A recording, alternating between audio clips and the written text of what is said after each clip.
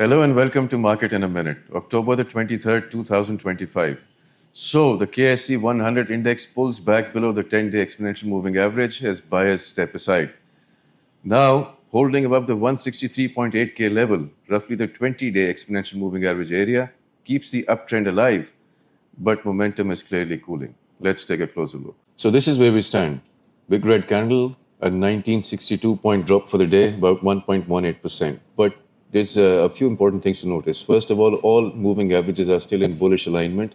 Yes, a pullback day, in which the index again fell below the 10-day exponential moving average, which is significant. But notice here, this was on light volume.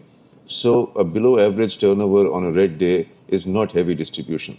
But in this case, there is no dip buying thrust either. Let's look ahead.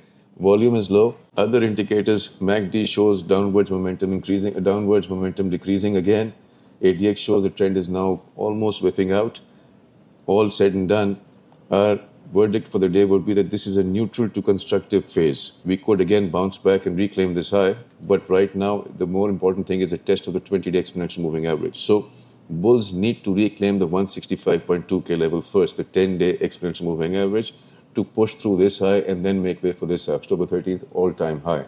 However, a break below the 20-day exponential moving average opens the door to this low and then the 50-day exponential moving average. So the market is very finely balanced right now. The telling feature of this downtrend, of this lower high, was that it has happened on below average volume.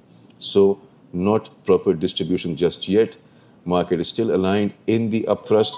Market is still aligned in an uptrend till there is further evidence, and that will come as the play between these two moving averages comes to a conclusion.